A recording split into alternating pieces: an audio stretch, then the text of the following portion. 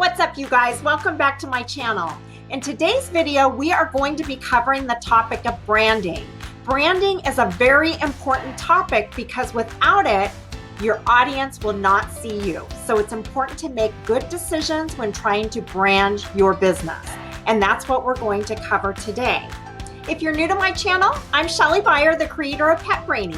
Every week, I put new videos out with my best strategies and tips to help you grow your pet business. Branding and identity are all around us. It's how companies get to be known. It's on our websites, our business cards, our advertising, our products. It's everywhere. Simply put, branding is what other people think about you, your company, and your services. Visual identity is what your company looks like. It's your logo, your fonts, your colors, and so much more. Strong visuals can be very persuasive. Think about your experience as a consumer. Understanding visual identity can help you make better design choices for your business. Visual identity is a preview of your brand. It gives people an idea of what they can expect from your business. You set the tone of your business by the design choices that you make. Branding is one of the best parts of being a business owner because you get to bring your vision to life. So you're going to want to make sure that you build a brand that you can stand behind and that you feel good about. While this can be a fun adventure, you don't want to jump in blind either. These choices can be hard to change later, so make sure you check all of the boxes. We're going to go through that right now of what makes a good brand identity. So let's jump in. The first step is getting brand clarity. Before you even start building your brand, you need to know what your goals are. What dreams and hopes do you have for your business? Do you plan on becoming a franchise one day? Or would you be content with just a few employees in a small community? If your target market is wealthy, they'll expect a certain caliber of professionalism. But if you're servicing country folks, then that could be off-putting to them. So you see why you need to know exactly what your goals are when building your brand? Do you have a mission statement? If you don't have a mission statement, then you'll definitely want to write one. Your mission statement should tell what you do and what you're fixing with your services.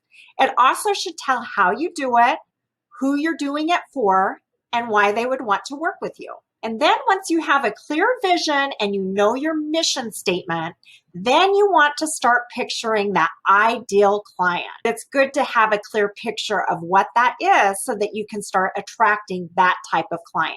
Once you become clear on your values, your mission, and your ideal client, now it's time to start putting some visuals in place. So you're going to start thinking about your color palette and what colors you would like to represent your brand. Colors touch us on an emotional level. So when choosing colors for your business, it's good to understand what type of emotional response you're looking for from your clients.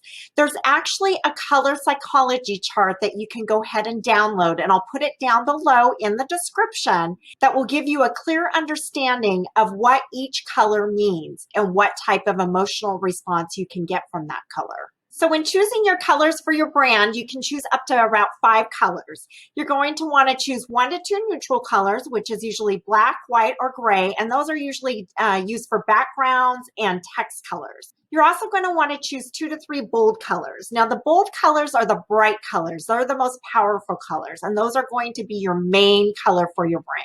And then you're going to choose 1 accent color, which is an exciting color. It's going to be used a little bit more sparingly. Before making a final decision on your colors, put your colors together and make sure that they all look good together.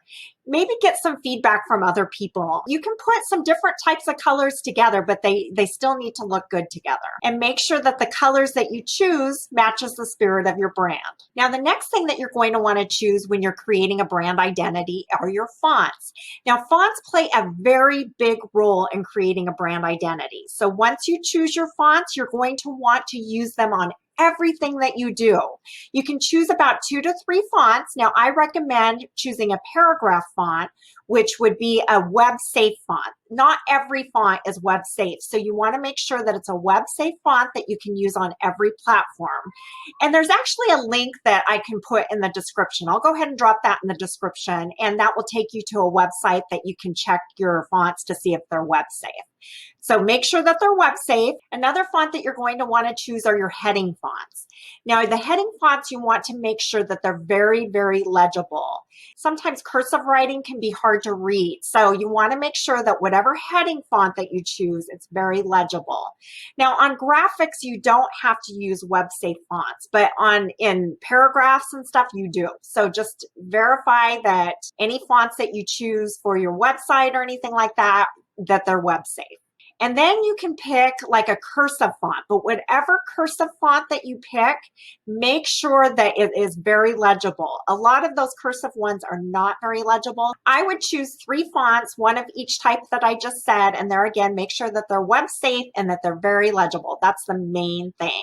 And then you're going to want to be consistent with everything that you put out there and use the fonts that you chose. It's amazing how much of a difference fonts make in identifying a brand. So make sure that you are consistent with that. Now, the next thing you want to choose to help make your brand come alive are design elements. Now, design elements can include icons and shapes and patterns and textures and lines. There's all different kinds of design elements. You can actually go into Canva and get some really good ideas in Canva. They have all kinds of textures and shapes and all of that. In the pet industry, some common ones would be leashes and collars and paw prints and bones and anything like that. But you definitely want to get some textures in there and different patterns. Now, if you think about like Sephora, look at the Sephora bag. That is so recognizable. Or even Target. Target is very recognizable. So having those types of textures and patterns in your designs and in your graphics, it'll help set you apart from your competition. Because if you have the same colors as your competition, the design elements are what is going to distinguish you from your competition. Now, design elements are something that you can kind of play with. You're not completely locked into what you choose. So don't worry about that. Just play with the design elements and see what's going to work for your brand. So one of the most important things to make your brand come to life is have a good logo design. Now, this I would recommend hiring a professional to do because your logo is going to stay with your company for a long, long time. And it's the face of your brand. So you want to make sure that it's very, very professional. There are a few things to keep in mind when designing a logo. The first thing is that you want to keep it simple. Simpler is better when designing a logo because too many details makes it hard to print, and different mediums can handle different levels of detail. So the simpler, the better. The next thing is that whatever color palette you chose, you're going to use it for your logo. Now you can take a very, very simple design and make it beautiful with color, but you also want to make sure that it looks good in grayscale. So when you print a newspaper or something like that, you want to make sure that your logo still looks good. So that's also something to keep in mind. The next thing you want to check is it scalable? So take your logo and take it down to a 16 by 16 because you want to make sure that it still looks good on a mobile device. But you also want to make sure that it looks good if you put it on a billboard. So a professional logo design is going to be very important to make sure that it's scalable. Sometimes those logo generators do not scale very nicely, so that's something to keep in mind. You want to make sure your logo is memorable. Like I said, this is going to be the face of your company and it's going to stay with your company for a very long time. So make sure that it's classic and that it holds up through time. Now you can have a logo design that just has words. You don't have to have anything else but words in it, but you're going to want to pick a dramatic font. Now this font is going to be different than the fonts that we've talked about earlier. Your logo fonts do not go with your brand fonts. They're two different things. So when you do words in a logo, make sure that they're dramatic and legible. You don't want to pick fonts that are not legible in a logo. So those are the things that you're going to want to keep in mind when designing a logo. But there again, I recommend hiring a professional to do that.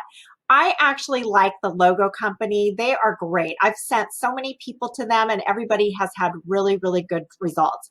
I actually had both of my logos designed through them. And it's nice because basically they give you like 6 or 7 different ideas from different designers.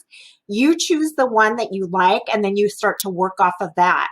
You get as many revisions as you want. So that is really, really nice. They want you to be happy. They don't stop until you're happy. So that is a really good option and they're fairly inexpensive. And then what you want to do is pull it all together in one place.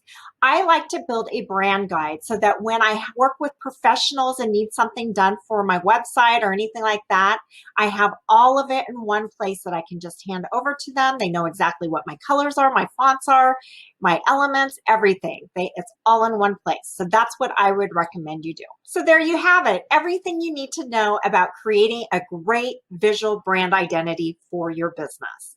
If you like this video, be sure to subscribe and hit the notification bell so that every week you get notified when I put new videos out. If you think your friends would enjoy these videos, share it with your friends. I'd love to see them. As always, I appreciate you being here. Have a wonderful day, and I'll see you in the next one.